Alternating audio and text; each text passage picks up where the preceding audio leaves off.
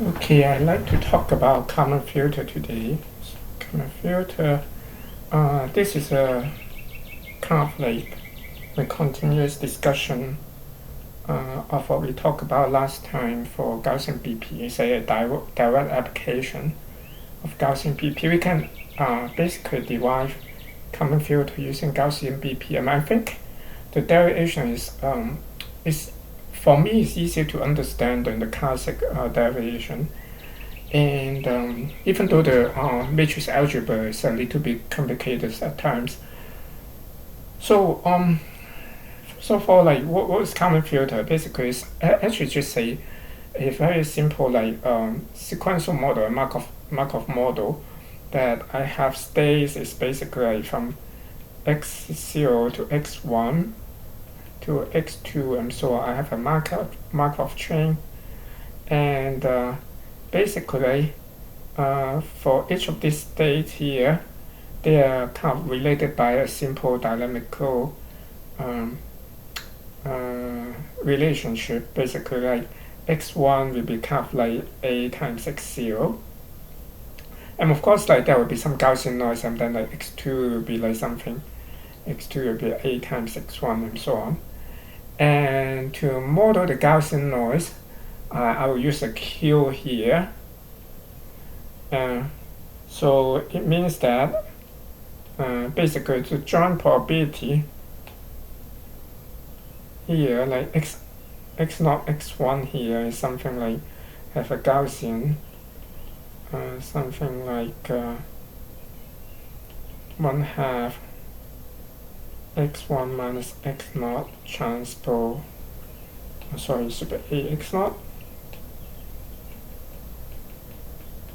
transpose q inverse x1 minus a x0, something like that. And so far for like x2 or x1, so in general it will be like xi plus 1 minus a xi transpose q inverse xi plus 1 minus a xi half. So basically that if you think of an undirected graph, like, so this will be like some of this, maybe I call it like psi x0 x1, and the whole joint probability will proportional to this like psi I, maybe I put it psi 0 psi I xi plus 1 product of them. So this is just a Markov model, of course, without observation. Then I don't do it much really.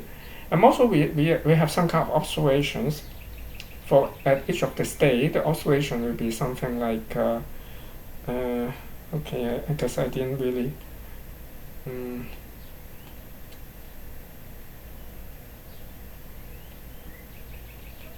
kind of, so this is a x naught, and then I can observe like y naught, y1,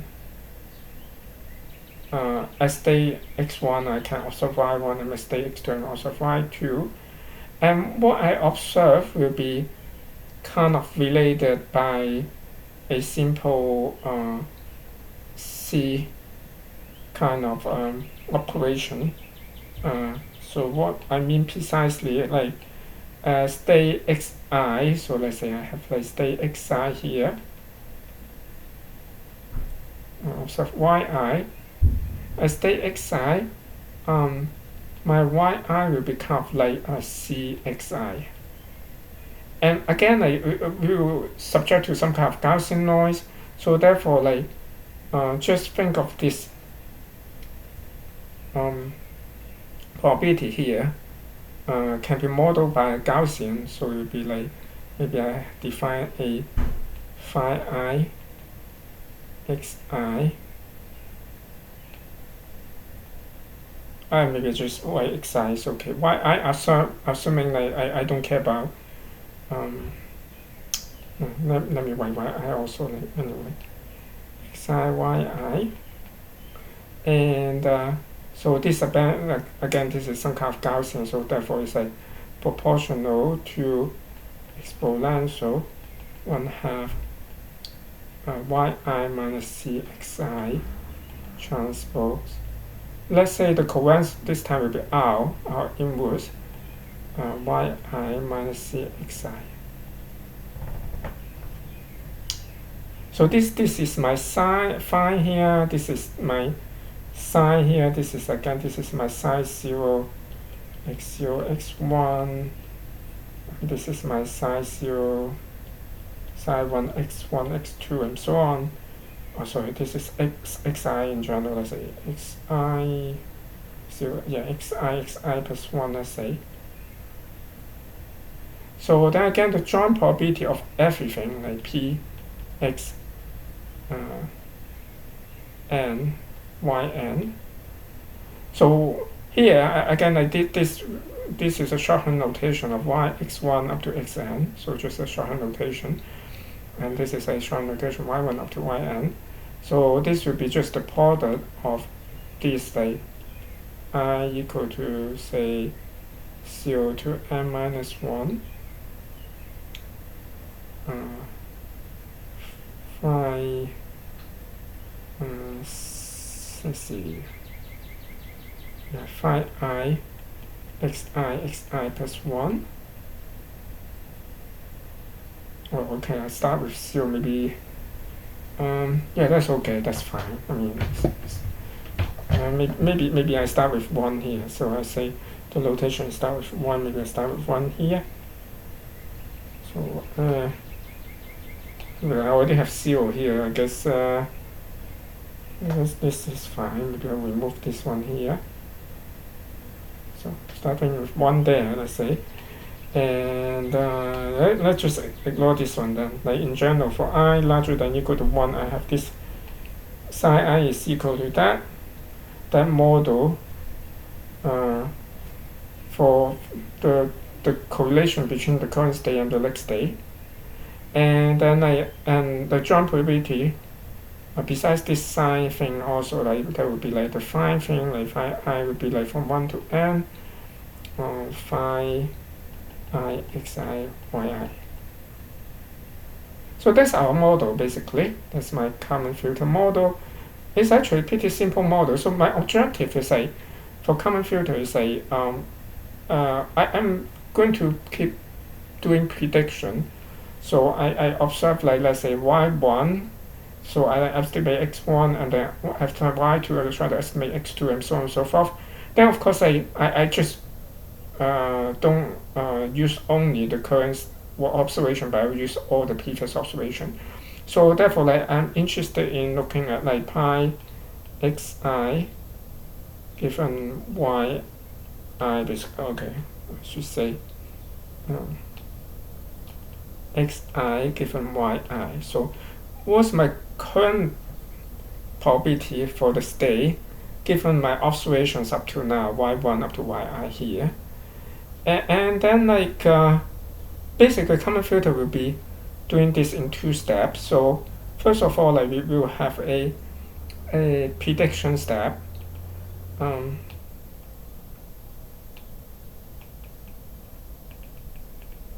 So for prediction step, I'm going to, based on all my observations up to now, so I know kind of like pxi to y. Let's say I'm looking forward now. I'm interested to, let's say, pxi plus 1 and yi plus 1. So given like what I have in here, I want to know, like, okay, given one more observation, like yi plus 1, how should I predict yi plus 1 here, xi plus 1 here? So the prediction will be, okay, the prediction step will be like, based on what I have here, I will just try to estimate what I should do for p xi plus 1 and yi. Something like that. So this is the prediction step. And everything is assumed to be Gaussian. So I basically will have like an estimate of xi at the moment for, like, let's say, call it mu I. That's the mean for xi, and also, because it's Gaussian, only can model by its mean and also its covariance. So let's say there's a covariance matrix like sigma II. So this prediction step will try to update, get an estimate from my, from mu II and sigma II to predict. Basically, we call this a mu I plus 1 I and sigma I plus 1 I. These are basically the parameters or the mean and the covariance for pxi plus 1 given yi. And then given this, I can have an update step. The update step is like, now I observe here, I just trying to use, maybe it's good to have also a graph like that. So let's say this is xi here, this is xi plus 1 here, and in the prediction step, basically I have this is this y I observe, right? This is the y I observe. So, and assume that I given my observations up to now yi, I know what's the conditional probability of xi given my observations here. Now I just use xi here to predict xi plus 1, the statistics of xi plus 1. So this is the prediction steps here. Now the update step will be, now I also observe yi plus 1, and then I'll try to modify my statistics for xi plus 1. So my update step therefore is trying to estimate this xi plus pxi plus 1 given y.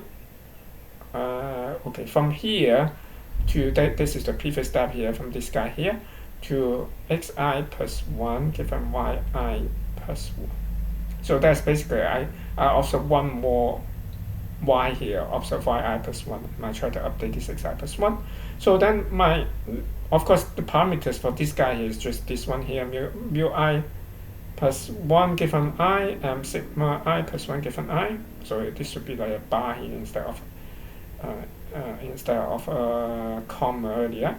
And this guy here will be mu I plus 1 given I plus 1 and sigma I plus 1 given I plus 1. So therefore, you see, because everything is Gaussian, what we, as I just mentioned, what we need to do is just trying to update the means and variances, covariances. And so each time we just sequentially, when we observe when we try to make one more prediction for this guy here. So let me repeat it again. So the step is basically we start, assume that I'm updated up to now here, that I take advantage of the observations, or maybe I should start at the beginning. So maybe beginning I have x1 and y1, right? So for here I don't know anything right here. So therefore my prior estimate, this guy here, my mean, I can give it a prior basically. For example, I can give a prior that I have mu 1 0 to be just equal to 0, because I don't know anything, maybe a 0 mean. Then maybe I can put some variance here, also sigma 1 0. Oops, I don't know what. I guess I did something. Okay. Okay, that's back. My sigma 1 0 may be just equal to some sigma log here. Okay, right at the beginning. So I assume that I have x1. You can think of this as this. I know px1 given nothing. That's given y 0. That essentially is nothing. I basically have mean is equal to 0, and then the covariance is some initialized value. And then I will work on this update step. With that, I try to update, make an observation of y1 here.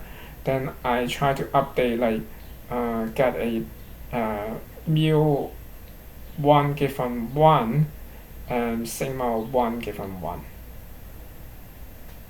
So afterward, then I can try to predict the next one, x2 here. the x2, I'm trying to first do the prediction step based on like mu1 sigma mu1 given 1 and sigma 1 given 1. I'm trying to get an estimate of like mu2 given 1 and sigma 2 given 1. So this is the parameter for basically x2 given y1.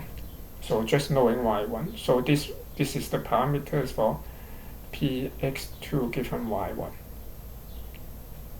Knowing y1 only. So then like after we have the prediction step, I can update again. Update will be I this time I will observe this y2 now. I'm using y2. I can now try to, and based on this mu2 given 1 and sigma 2 given 1, I try to estimate mu2 given 2 and sigma 2 given 2, so forth. So and then we can continue and do like this. So that's the big picture for Kalman filter. So now let's get to the derivation. Basically, how do we get the update for prediction and update? I will use a kind of like pretty famous identity a couple of times, the Woodbury matrix identity. I'm not going to show that, not going to prove that, but there are several proofs available on Wikipedia. I'm honest, I cannot remember this identity. Is kind of complicated, but it has a form something like this. Like if I have like A sigma A transpose plus Q inverse. So I put A transpose here. It can be like CD or something like that. It doesn't matter. But because everything we are working on is kind of symmetric, I don't need that more general form. This one is sufficient for me. So this is like the inverse of this guy is equal to Q inverse minus Q inverse A transpose Q inverse A plus sigma inverse times A transpose Q. Okay, this is like, I don't know why suddenly it's getting much thicker, my stroke. I don't know why it's so. So anyway, transpose Q. Yeah. So anyway, Q inverse. There's a Q inverse at the end. So this is the Woodbury matrix identity we will use several times basically for the derivation. Now let's get started. Like we start with the, let's see, okay, I guess I should erase some of this stuff. I can erase some of this stuff here.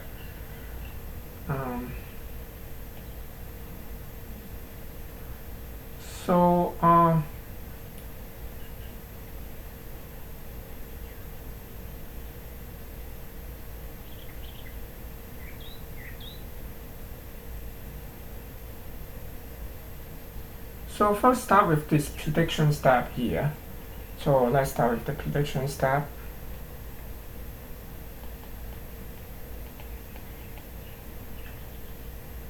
And for the prediction step there, so I will be doing this kind of stuff, right? So I have basically knowing here, have some of this probability for this guy here, like x1 or x1 here, and I'm trying to predict x2, or in general, like xi trying to predict xi plus 1, and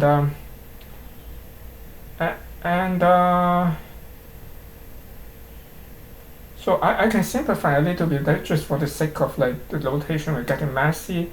So let me just say, instead of like saying xi to xi plus 1, I just use x0 and x1, so it's make things much more a little bit simpler. I mean, it's the same thing, I just don't want to write I plus 1 because that quickly will get pretty messy. And remember that like x0 and x1, they are kind of related by essentially Gaussian model. I can write like this, actually I didn't write like this, but this is like x1 has a mean ax0 with a variance of like q, something like that. And x0 itself has some pi, right? So this is like the pi getting from observation in the past. So in observation in the past, so I have some estimate of x0 here. But here, let me just again simplify the notation. I would say x0 have some pi probability, pi statistics that x0 will have a mean mu and variance sigma. So that make it kind of simple.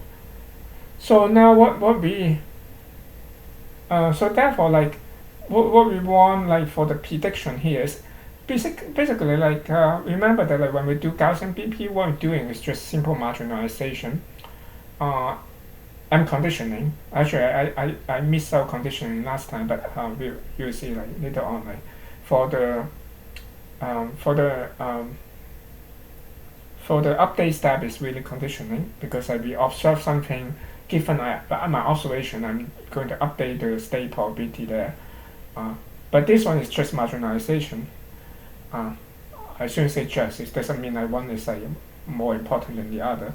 So for this one, I'm going to have x0 is a pi like that, and then x1 and x0 can model together by this. So therefore, like the joint probability will somehow just come together. Right? So I have like px0 x1. I find the space more easy to write. Px0 x1 is just kind of proportional to this product of Gaussian. So x0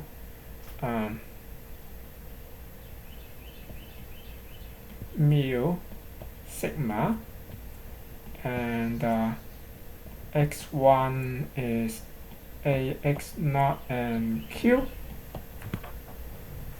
right? And then I'm interested to find px1. This is just marginalizing like x0, so it is I'm trying to basically this will be somehow it's just equal to maybe just y equal px0 x1 kind of like taking x0 out. So remember last time, like if everything is written in like information form, this kind of like for Gaussian BP, if like this thing is like written in this kind of information form, so the information form is like I write instead like nx1 is in, let's say I was just say like here like h1 and lambda 1, and lambda is like the precision, so it's just equal to the inverse of the covariance, and let's say x0 is like n x0 and h lambda 0.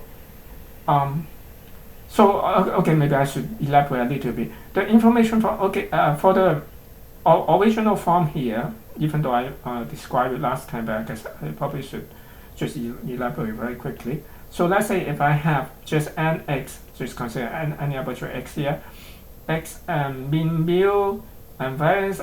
This is basically saying that the distribution is something like proportional to have an exponent, something like x minus mu transpose sigma inverse minus 1/2 here also x minus mu. Now I can kind of like expand that like somehow into a form something like that, exponential minus 1/2 just x transpose, let's say lambda x, and plus h transpose x. So this is just a different way of parameterizing stuff. So of course this is not exactly equal as to write proportional to, but what I mean is like for anything like besides the two exponent will not depend on x. So the statistics, all the statistics is captured by this exponent essentially. So everything else actually can be determined, like, because it can be normal. I mean, this is a you said this is a probability distribution, right? It should be normalized to 1. So as long as we know what is this exponent, we know what is the rest of this normalization factor. So we only need to care about this exponent here. And it's very easy to verify that, like, if I parameterize this way instead, so that's what sometimes people call it an information form, that will be using an n inverse here instead, like, and will parameterize by this h m lambda here. And essentially, if you match, you expand this this expression here and try to compare the terms, then we will get of course, sigma will be just, or lambda will be just equal to sigma inverse, is apparent, and then h will be just equal to lambda inverse times mu. And similarly, we will also have, like, sigma is just equal to lambda inverse, and mu is just equal to sigma in let's see, a sec. Oh, I think I made a mistake here. This should be sigma inverse times mu, and this will be like lambda inverse times h. Yeah. So this is equal. So therefore, like px0 x1 is proportional to exponential minus 1/2 x0 minus mu transpose sigma inverse x0 minus mu, and exponential minus 1/2 x1 minus ax0 transpose q inverse x1 minus ax0. Okay, now then I can group the terms somehow. This basically, maybe I just write proportional to minus 1/2 x0. So let's see, I have sigma inverse here. I have also one more term. I have cos term x1 x0 x0. So it's basically like I have a a transpose q inverse a x0. I'm just basically grouping this, like, x0 times x sigma inverse times x0, and this cos term, like this one multiplied by q multiplied by this, and I group them together. So now then I have this one, and let's group the x1 term. Then I also have, like, minus 1/2. Maybe I just write it separately.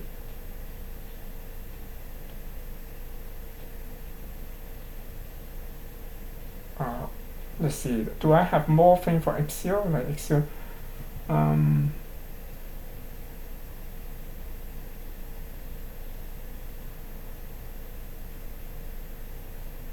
okay, let's just write, like, separately, to separate exponents. So, and then let's group the x1 exponent. So I have minus 1/2 x1 transpose q inverse x1, right?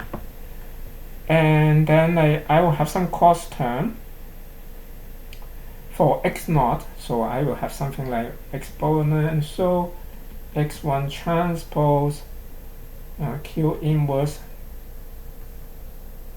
So x1 transpose q inverse ax0.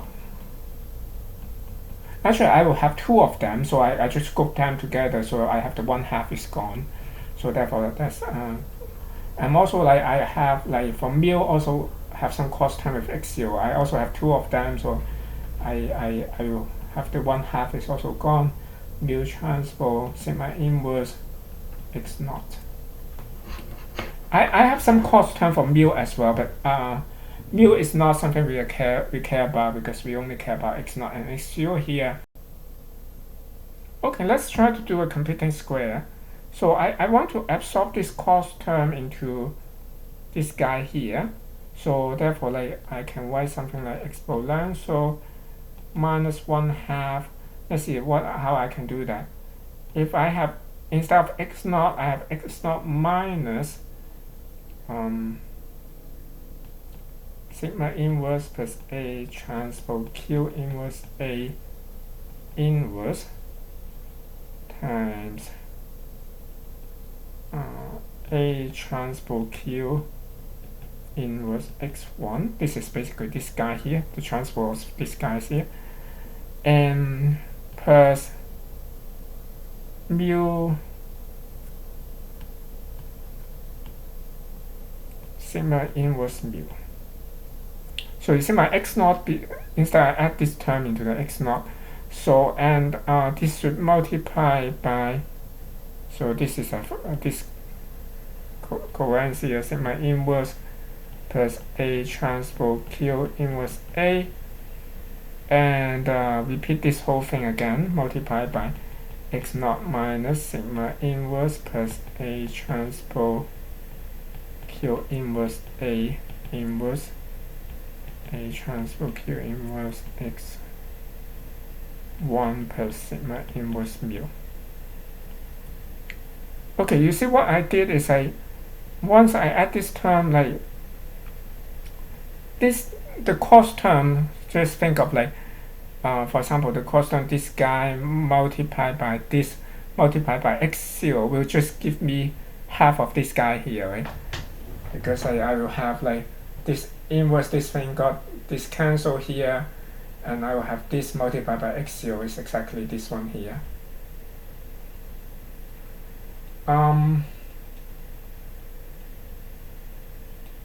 And so but the problem is I add this term, I have like of course I have one more cost term, like let me say it again, like so for x0 multiplied by this, it take care of this term here. I think I better use different colors, it's like too hard to see, I guess. Let me change. What I mean is like x0 times this thing here times this thing here will take care of this term. Then I have this guy multiplied by this, and then multiplied by x0 again. I will get half of this. And I can get another half from the x0 multiplied by this and multiplied by that. So I have both half, then I'm good. So, but the problem is I do this computing square, I have one extra term, right? I have one extra term is basically this multiplied by this multiplied by this. So this something like is not there. So I need to subtract that back. So I need to subtract, basically, I need to add an external extra terms here. Let me just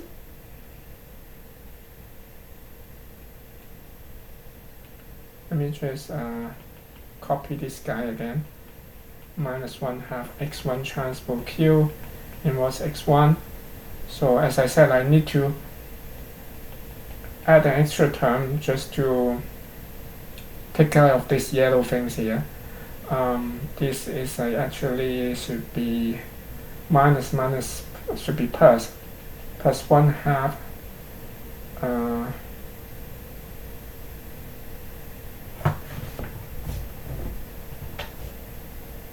A transpose Q inverse x1 plus sigma inverse mu transpose sigma inverse plus A transpose Q inverse A inverse. Actually, I have inverse now because this one inverse multiplied by this is not inverse and multiplied by inverse, so it's get one inverse left, and multiplied by A transpose Q inverse x1 plus sigma inverse mu.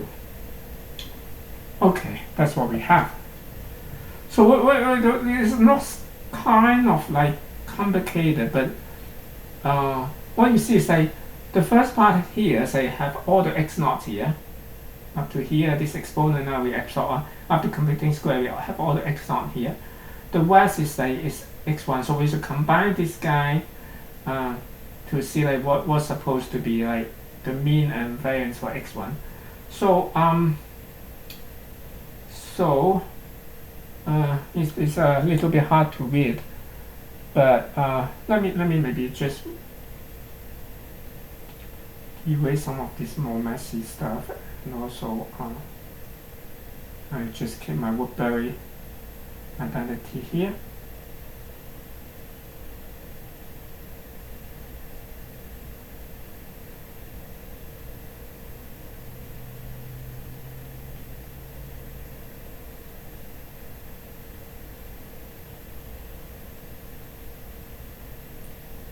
And maybe like before I continue, maybe it's good to step back a little bit again. Like, so this term here, maybe I use another color again.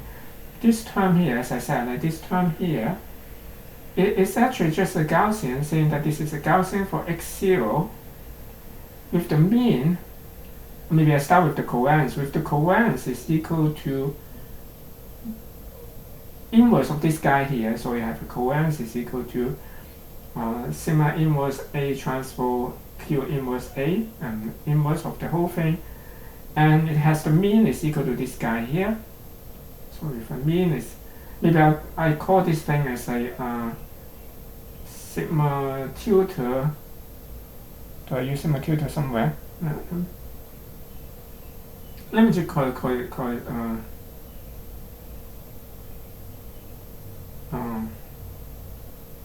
maybe I call it sigma n. Sigma nu or whatever, sigma n. So I have this guy is actually with the mean now is equal to the sigma n inverse.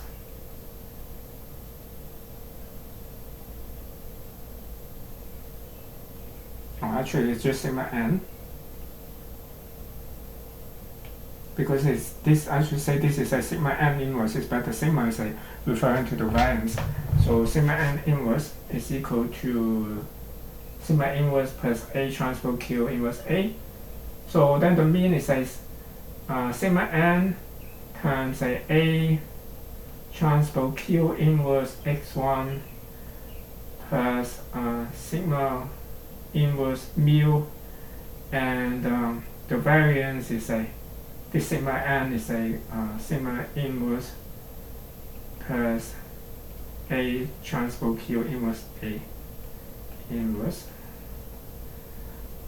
It looks nasty, but actually just consider one special case when A is identity. If I don't have A here, what do I have here? This is just equal to sigma inverse plus Q inverse inverse, and this is essentially sigma inverse is a position for one of the variables, right? It's the position for x naught, and Q is the position for Q inverse is the position for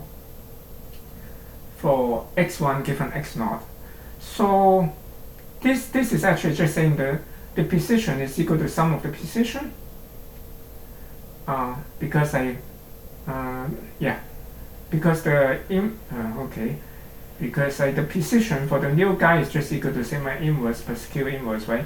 So for the sigma inverse and Q inverse is just a position of for x0 and x1 given x0. So therefore, this is just saying the position is equal to sum of the positions, and then the mean here is just the weighted sum of x1 and mu. I mean, when A is equal to 1, it's actually just equal to sigma n times, or you can think of this as the new position.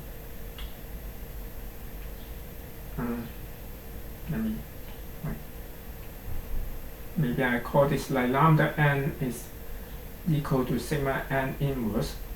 So this thing here, the new mean here is just lambda n inverse times sigma n inverse equal to lambda n again times Q inverse that's Q inverse is fine. Q inverse times x1 times sigma inverse mu. And Q inverse and sigma inverse is again like the position for x1 given x0 and also like x0. So therefore like it's weighted sum of two of these guys. So actually it's like pretty intuitive, like pretty logical. So anyway, so this is like the distribution of x0. And multiplied by this guy will be like the rest will be for the distribution for x1. And so I can here like I don't need to care about all the terms here. I only care about the x1 terms here. The terms of mu is not something I care about. So therefore what I have, let me think of like if I integrate over x0, so let's say now maybe at this step is a good time to do the marginalization. What I'm saying that if I at this point if I marginalize x0, then the first kind of like this here, this thing will be completely gone. It will just like integrate to 1, so it will be gone. So the only thing left is like exponential minus 1/2 x1 transpose Q inverse x1, and I have like another thing here is like minus 1, let's see, as 1/2 here.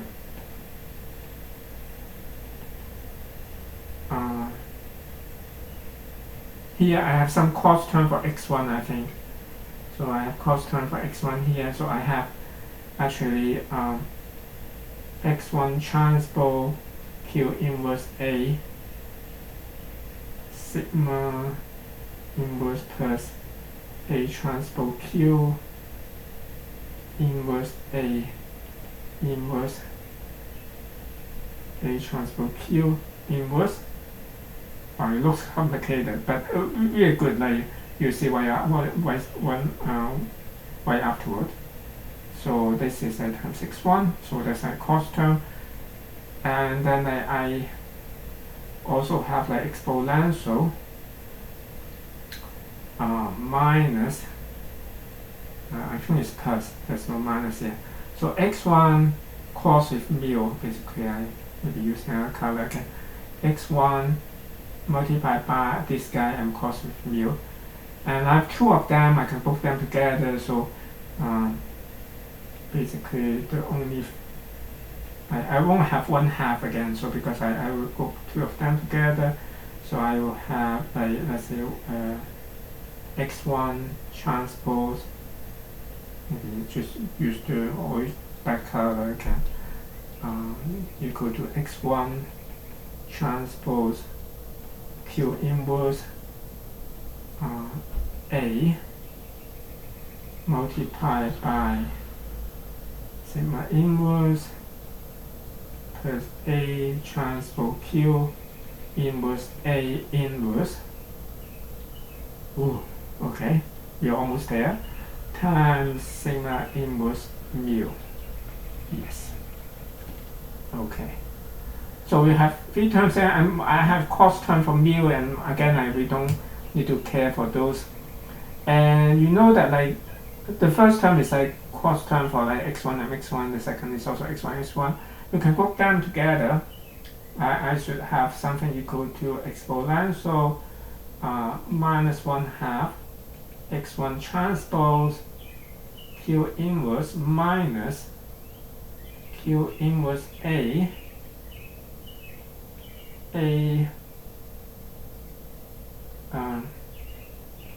let's just write like sigma inverse plus A transpose Q inverse A inverse A transpose Q inverse times x1.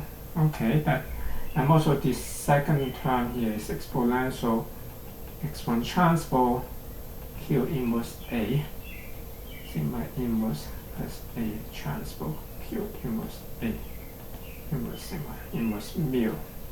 Okay, we are done. We are kind of done. So first of all, like okay, that's where we use this Ripple matrix identity. This guy looks extremely ugly, but you can verify that this is exactly this term on this here. So therefore this one is actually just equal to A sigma A transpose plus Q inverse.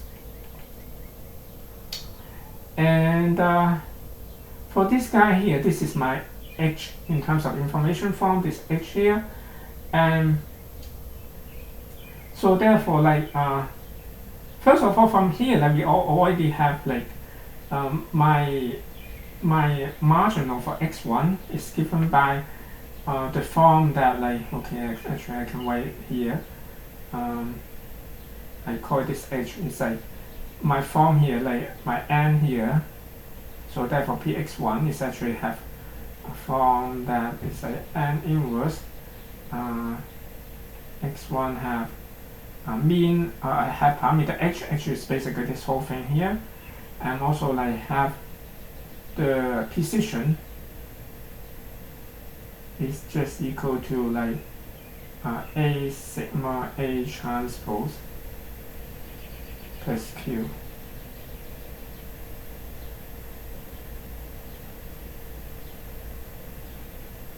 Yeah, I think I'm good.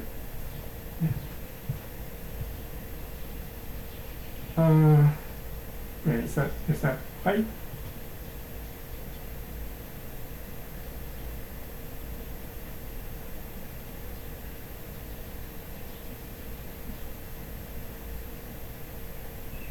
Oh, sorry, the precision is like inverse. Like, okay, this is precision inverse. Yes. Okay, now it's good. So we can stop here, but we want to match with like the kind of like the common filter updates that people typically have. Like typically what we have is like we start with like, as we said here, like we have mu for example mu 10 sigma 10 2. Sorry, like I should have. This is the prediction step. Will be something like mu. Let me just use I again. It's okay. Mu I sigma I to get estimate of mu I plus 1 I.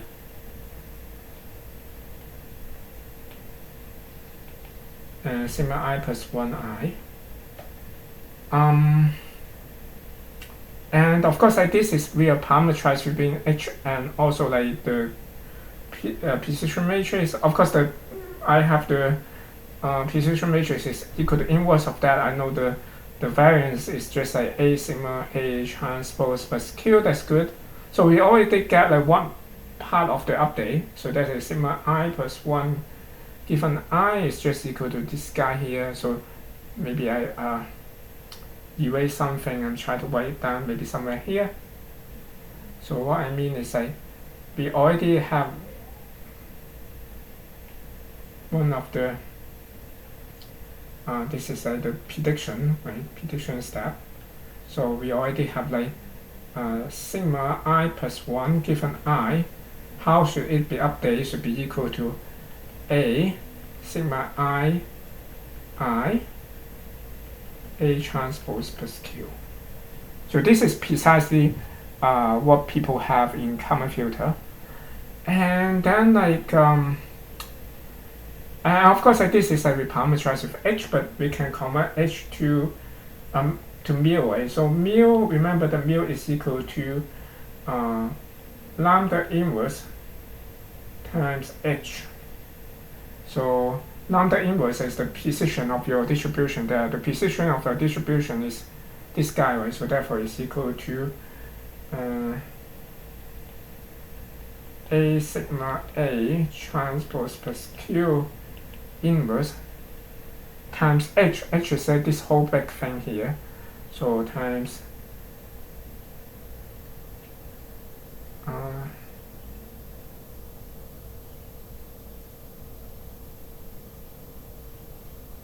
let me see if I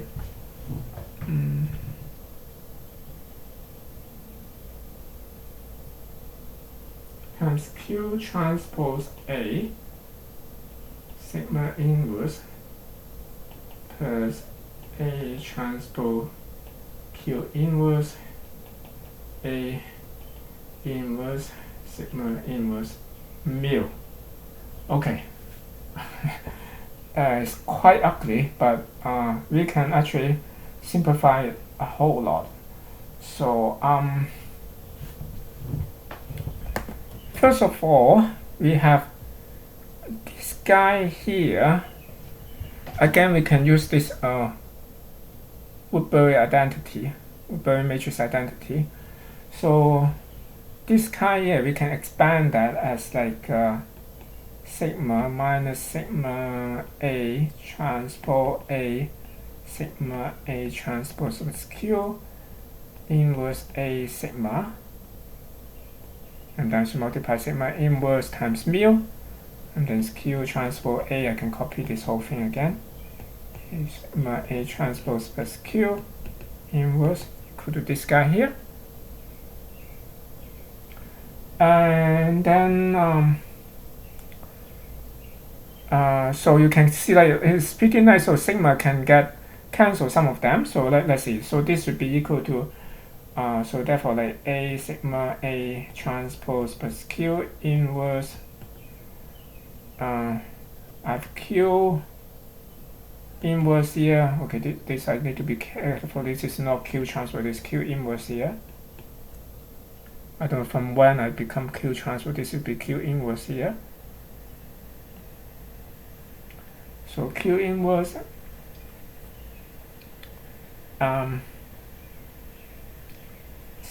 sigma times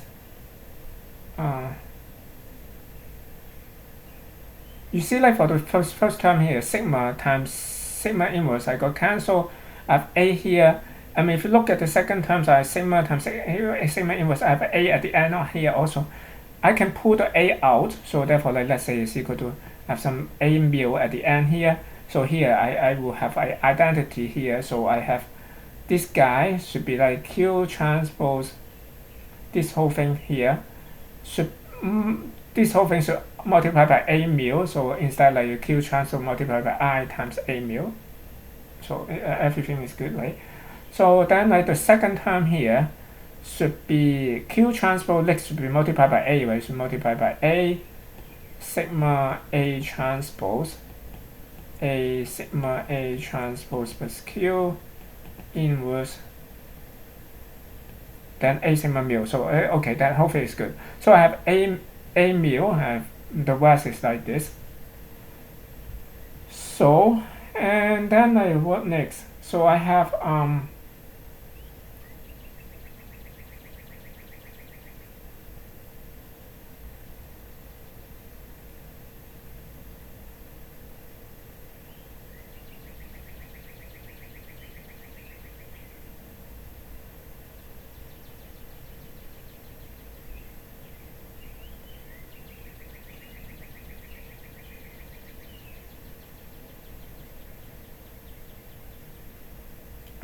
okay, this guy is okay, this guy surprisingly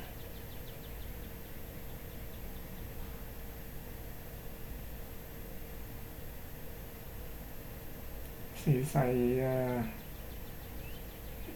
maybe I just write one more time. So okay, I have this guy multiplier with be Q inverse minus Q inverse A sigma A transpose A sigma A transpose plus Q inverse.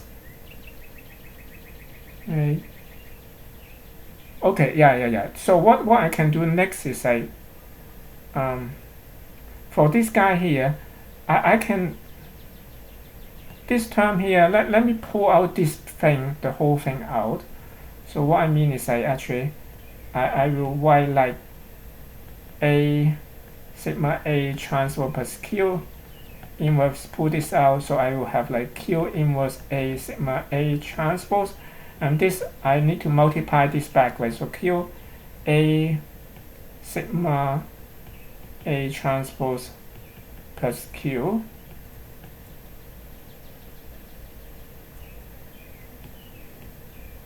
so I have this, basically I have something like this. So then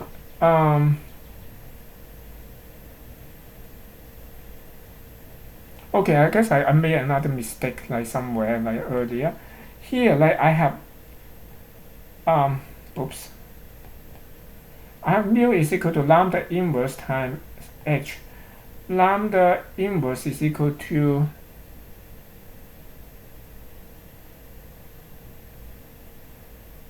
is equal to sigma, and my new sigma is just equal to this guy without the inverse here. So actually I have a typo that I shouldn't have inverse d here, so I'll just remove the inverse here out. Okay, so I have q here, just have no inverse, so okay, I'm good. So as I said, like we were here, like at this point, like this guy here, I can pull out this guy here, then equal to this, then you find out this term and this term is the same, so it got cancelled. And then you have q inverse times q, that is just identity left. Amazingly, this whole mass here, it turns out like this whole mass here is just equal to identity, basically. Because the thing in the middle here is identity, and I have a sigma a transpose plus q here, and a sigma a transpose plus q inverse here, so it got cancelled. So therefore, like the whole thing, it turns out like this mu update here is simply equal to a mu. It's very simple. It's just mu I plus 1, therefore it's just equal to a mu I. Okay. So as we see that like the matrix algebra is pretty complicated, but the end result is pretty simple. Like it's just a times mu. So you wonder like why is that simple? So it turns out it has a very kind of like, I guess, a better interpretation, because if we think of what we have like x0 in the original model, x0 is have some pi mean mu and covariance sigma, and then x1 we have like is basically equal to something like a Gaussian with mean. I can write that Gaussian with mean. Gaussian with mean like ax0 and q. So actually, another way to think of that, we write this in a kind of a noise model. So we can think of like x0 is really like mu added by some noise there. So I can think of like x0 is like somehow is equal to mu plus some noise z1, where z1 is like a zero mean Gaussian noise with variance sigma, and then x1 is just equal to x0, ax0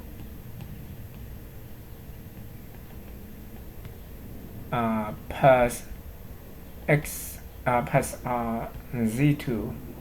So where z2 is an independent noise independent of 60, and with covariance q.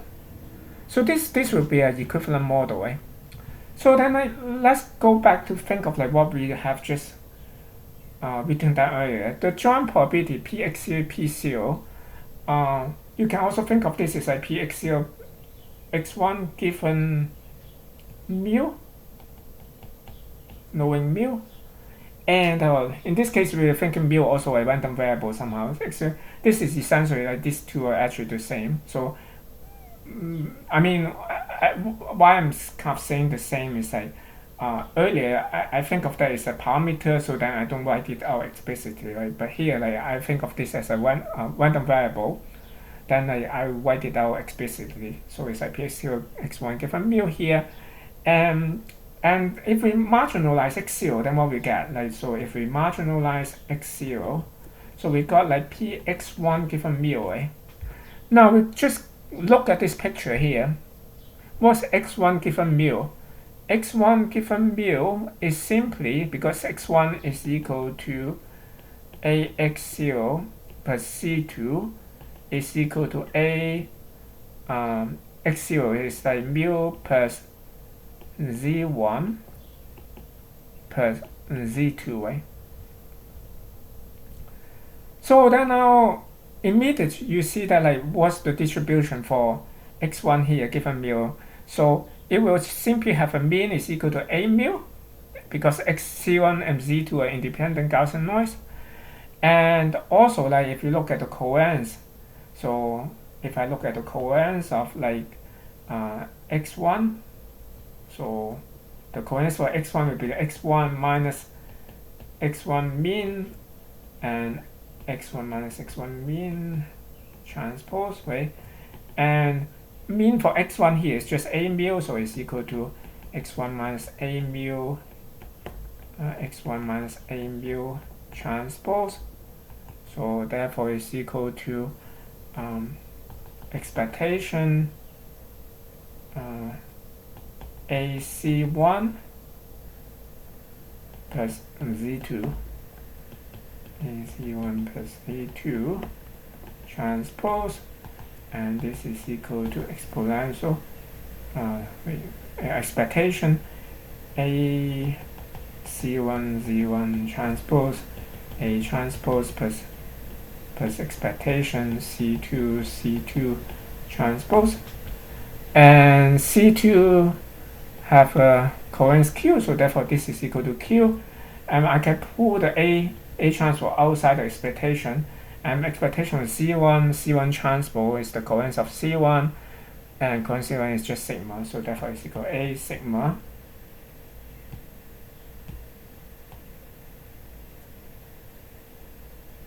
A transpose plus Q. So that's exactly what we have like here. It's a sigma A transpose plus Q and also A mu. So okay, this is much easier than going through the algebra, but the algebra work just quite a bit more painful. So let's we finish the prediction step now. So let's look at the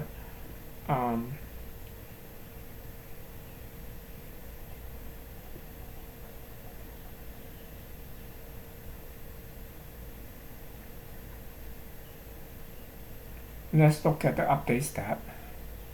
So I erase some space here. Okay, so I take some time to erase everything. I want to leave something behind, like the Woodbury matrix identity. I mean, still need to use that.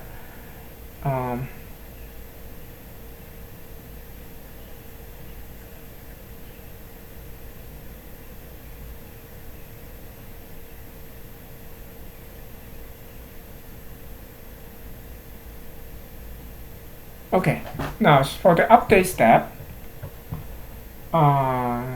this is prediction we are done. Okay, now for the update step. For update step is basically like now I know I have a prediction of x2 given x1, or basically essentially given observations of all the observations in the past. Now I know the observation, like for x2 I'm trying to predict have a new prediction for x2. So px, so we will have some kind of model like this here, right? So we will have let me, instead of xy, I will just drop the index. I mean, instead of xi and yi, I will just drop the index. I have x and y instead.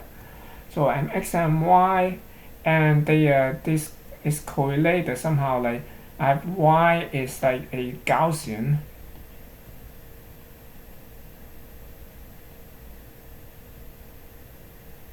Y is like a Gaussian with mean like 6 and covariance R. Now I have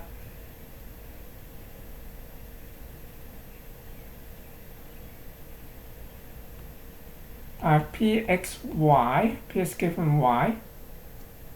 So px given y will be just proportional to pxy, and will be equal to this product here, x mu sigma and n y c x r.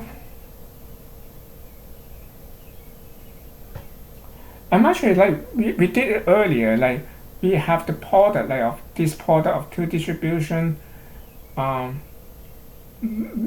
because it is exactly the same structure as last time. So we have something like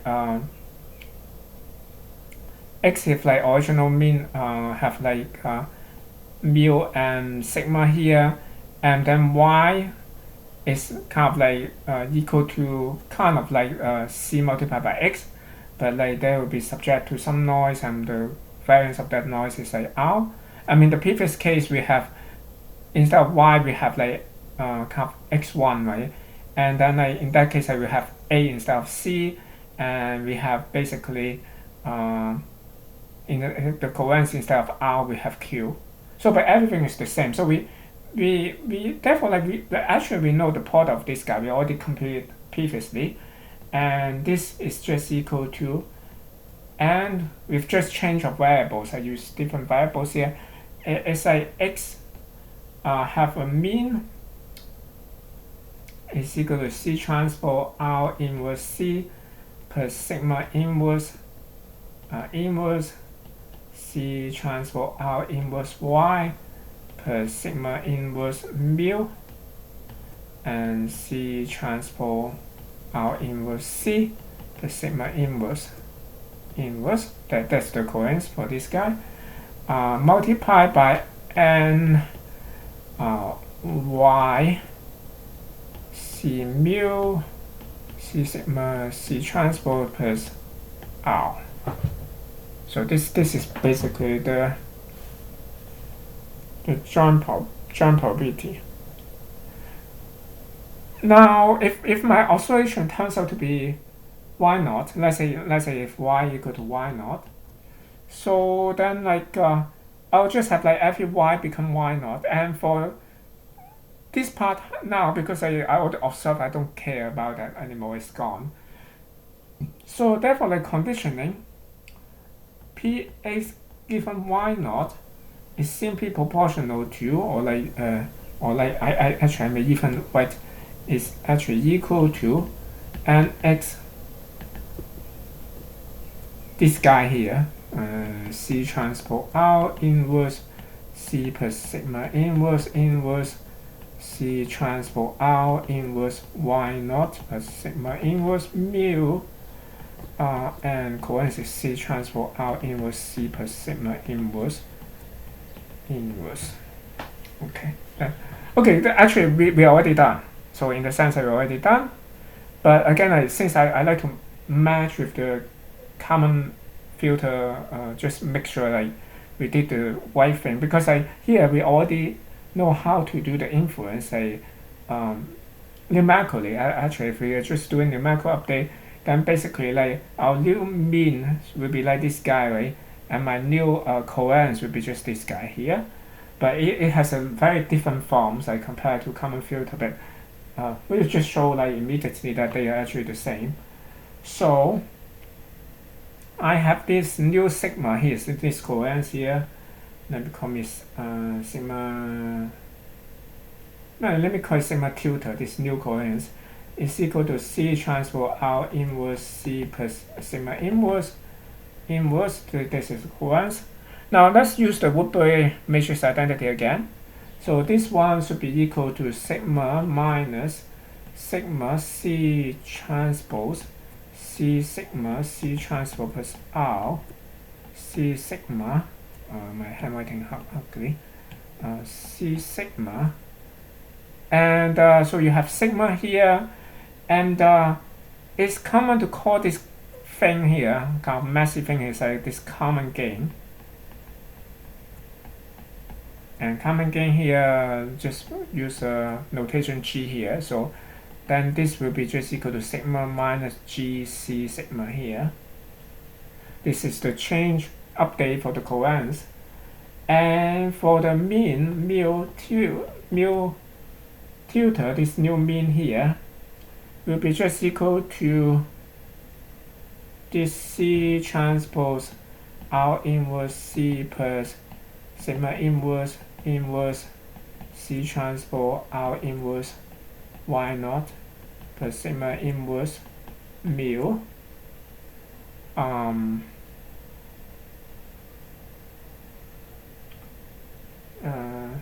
and then let me expand this. So like this multiplied by this and this will multiply by this. So it'll be C transpose R inverse C plus sigma inverse C transpose R inverse Y naught plus C transpose R inverse C plus sigma inverse sigma inverse mu. Okay, it turns out this guy here, this guy here is equal to sigma C transpose C sigma C transpose R plus R inverse. So let's try to show that. Like it's not difficult to show. So I can just rewrite this thing here and pull out this C transpose R inverse C plus sigma inverse here. I pull out here. So I have C transpose R here, inverse here. But let me also multiply by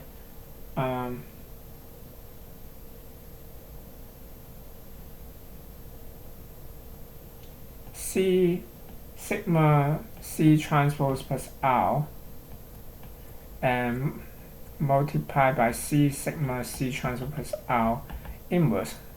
So what I did is I pull out the inverse here on this side, and then on the other side, so I have C transpose R inverse. I multiply by this guy and multiply by inverse again. So but then this guy here is actually equal to C transpose R inverse C plus sigma inverse. So let's see, times sigma C transpose, right? Sigma C transpose.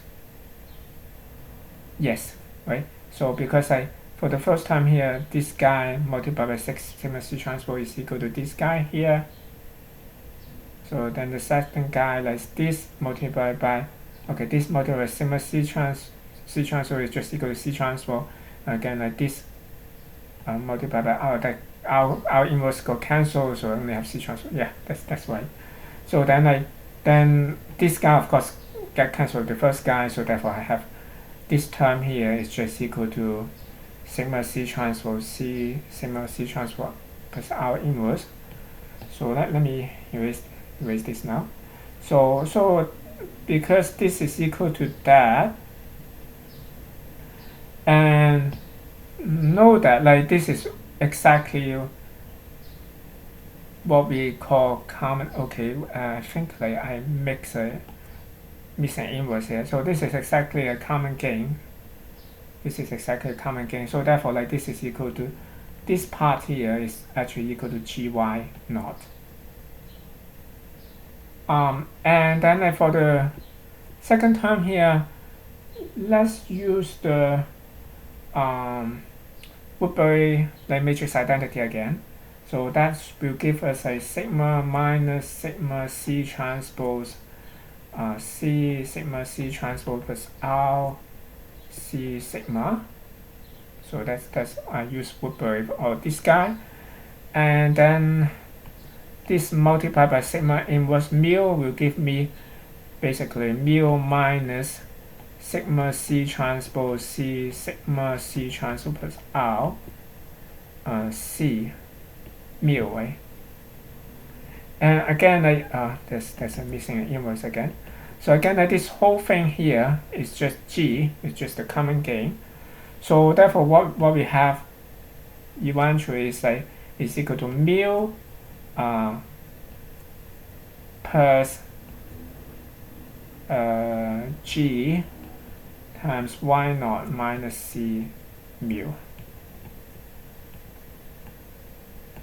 So this is like the form typically occur for common filter. So you can think of like this is For what you observe, you expect like seeing a C mu.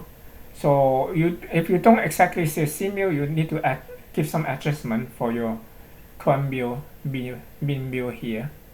So therefore we have essentially we have an update rule should be something like my sigma I plus 1 given I plus 1 should be equal to like sigma I plus 1 given I minus g c sigma I plus 1 given I, and my mean here mu I plus 1 given I plus 1 is equal to mu I plus 1 given I plus g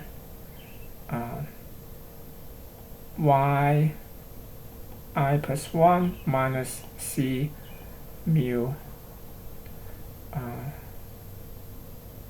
I plus 1 given I. And the g here, the common gain, is this guy here. So g is equal to sigma I plus 1 given I, c transpose c sigma I plus 1 given I. Okay, anyway, I'm not going to copy again. Multiply c transpose R, something like that. So it's just here. This is the common gain.